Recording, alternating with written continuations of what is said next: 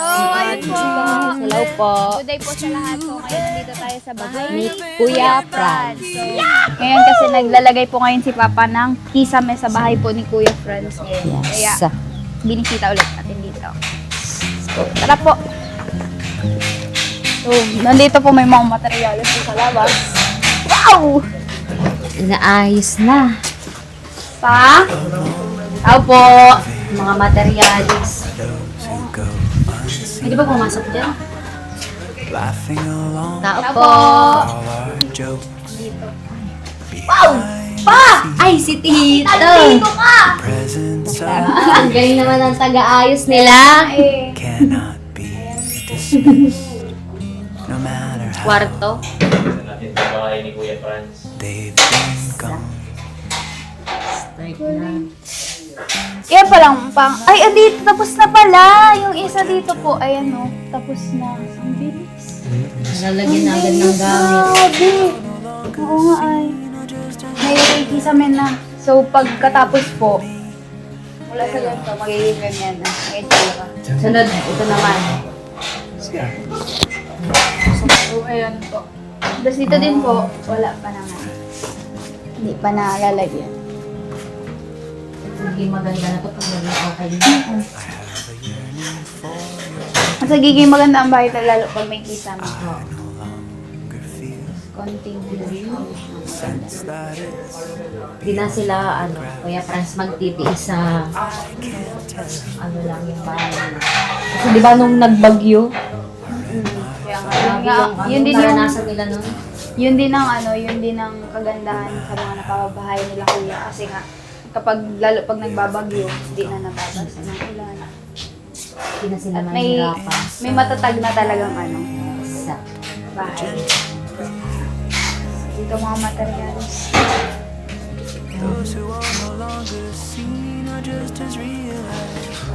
Pa, mga ano daw, ilang araw pa kaya to? tapos. Mga ano ito, mga...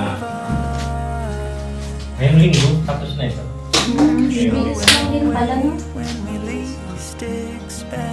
Gawan dito. Galing na. Kasi nga yung sa Dito kabila, pala talaga. yung sa kabila po kasi, kahapon lang din po yan. Kahapon lang ginawa. Ni Papa. Bilis. Eh, ang ganda. Magiging comfortable Nung na sila. kasi nung magpagpunta namin dito Ate Marian, nung nakaraan, di pa siya ganito. Di ba ganito? Parang ano pa, medyo... Madami pang ayusin. Pero ngayon, pag nalagyan pala siya ng kisame talaga. Oo, kasi pag nalalagyan talaga ng ganun, Tapos maganda, may ilaw. red light.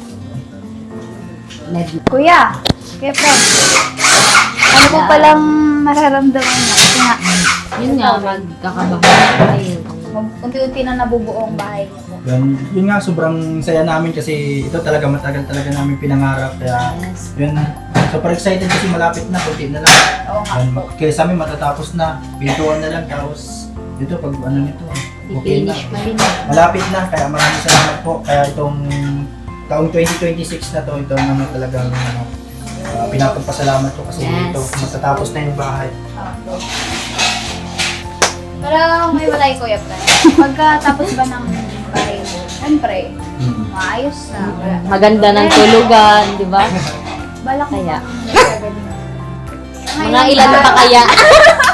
Mga ilan pa kaya ang magagawa niya? Di ba? Wala pa kasi kayo lalaki ay. Ay, ay! Dalawa yung bahay. Pero Parang gusto ng lalaki naman yung next. yung gusto kasi namin yun, mga 4 years, mga 4 years old na din siya sa May. Pwede na siyang- Isa, mga 5 years old na sa May din. Yun. Opo. Malalaki na din pala, pwede na po yung sundan. Oo, pwede na yung sundan. Malaki naman ang bahay niyo. Maganda na yung Oo, tulugan. maganda na, tulugan. Dalawang kwarto, di ba? Ano mo nagda? Babae na natin. Kahit ano na. Ano naman po yung lumabas? Oo, kung ano man po yung lumabas, syempre kapag lumabas ay babae pa rin. Okay, Gawa okay. ulit. Gawa po ulit Gawa hanggang ulit. hindi ka nakakalalaki. Oo, hindi nakakalalaki. Gawa lang ng gawa. Pero ano po, ang ano po nun, na habang lumalaki naman po yung mga anak niyo, at least maayos na natitirahan, ganyan. Yun nga. Kaya, very thankful kami sa Kuya Bal at sa lahat ng mga tumulong po sa mga nakibahagi sa pagbuo nitong bahay. Salamat. Salamat sa lahat. Yan. Kasi kung di rin naman baga po, dahil kila kuya, syempre, wala di rin man baga po tayo magkakaroon ng maayos na buhay, di ba? Lalo na yung mga may bahay po na hindi okay, lalo pag binabagyo. Hindi na masyadong Papabahayan nila. mag-aalala kapag may bagyong paparating. Kasi yun nga, pag may yung mga wala sa bahay na to, talagang pag may bagyo, kumanan naman na namin. Paano po yun? Saan niyo po nililipat yung mga gamit ninyo kapag po may bagyo? Yung ano, nung mga nakaraang bagyo, yung walang pato, dito lang din talaga sa ano, sama-sama na kami sa bahay. Kaso yung bubong naaaral na pag nahangin na, ganyan na, marungkal. Tapos tuluan na din po. Kaya ito, grabe din pasasalamat namin ng nagbagyong uwan kasi meron na ito. Kaya dito kami lahat, nagsiksikan kami dyan dito. Testing ang, ang bahay. Nasubok na agad ng bagyo kasi hindi pa tapos. Kaya malaking bagay yung yung bahay na to. Kaya nagdating na bagyo, naging wala kaming hindi kami naglikas na kung saan, dito lang talaga sa bahay. Kasi Safe na din naman kasi. May bubong naman na. sa mga bata, di ba, dadami ang mga bata. Dami ang mga bata! Madadagdagan pa ng madadagdagan. Madadagdagan. Hindi pa yun. Ano ng bahay. Pag madaming bata, mas masaya. At madaming gastusin. Padagdag ng padagdag. Mga gastusin. Yeah. Bali hanggang Sabado. 7 ang ano, 7. Porto. Salamat po. Tapos yung Sabi ko. hindi ka lang kailangan. Salamat. Salamat. Tapos ito may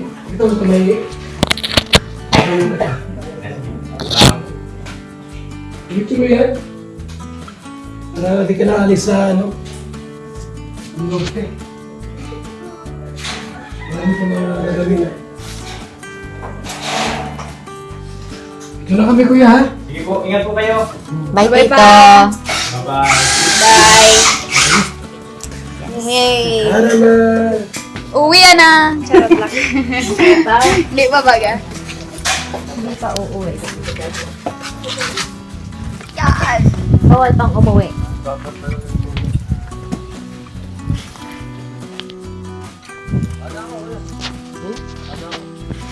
Rito. Welcome. Kantahan mo muna si Angelica. Si Angelica? Oh, shit! Kantahan mo. Mas na huwis ko ang relationship natin. Ayan. Itong kantang kong ito sa G kasi matagal na tayong hindi nakakita, di ba? Yes, miss Sana magustuhan mo ito. So, handaan na. O, dito. Sana dito mag-share doon. Ikaw, mga angels ko. Okay, ready na? Di ko malimutan ang iyong mga larawan, ang iyong mga pangako. Ako lang, at kahit nasaan ka man, malayo, malapit man, ang pag-ibig ko'y iyo lamang. Ika'y ang laro ko sa tuwina, lagi kang laman ng isip. Ikaw ang siyang tibok, yaring dibdib. At kahit na anong mangyari, ikaw at ikaw pa rin. Wala akong ibang iibigin. Iluluhog din ito ang buwan at araw. Patuloy pang nanakad ang panahon.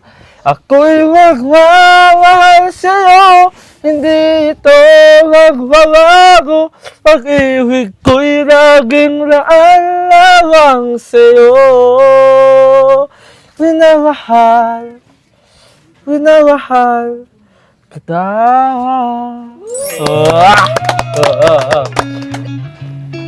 Jun, Oh, wala po ba ako?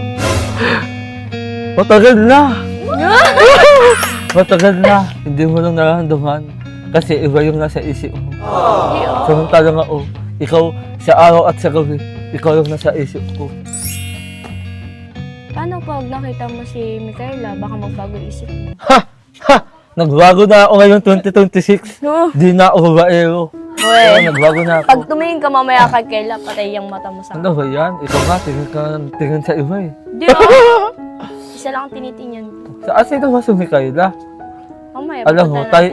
tayo lang nandito dalawa. Huwag kang magsama ng iba. Di nga, mamaya ka bibisitahin natin siya. Baka naman ma-inlove ka sa kanya.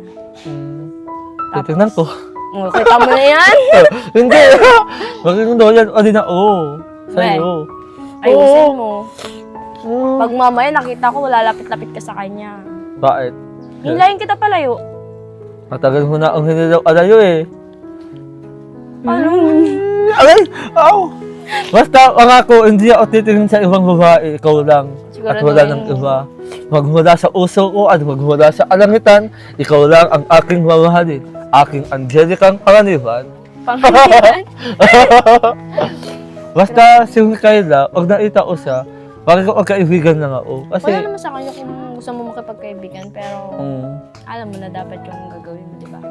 alam mo di, kahit magkaaroon ako ng, kahit magkaaroon ako ng ibang babae dyan sa buong mundo, hindi ako titingin sa iba, sa'yo lang ako titingin.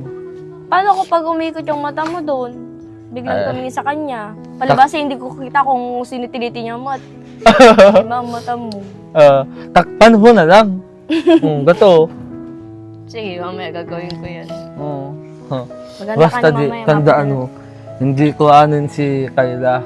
Ikaw lang, wala ng iba.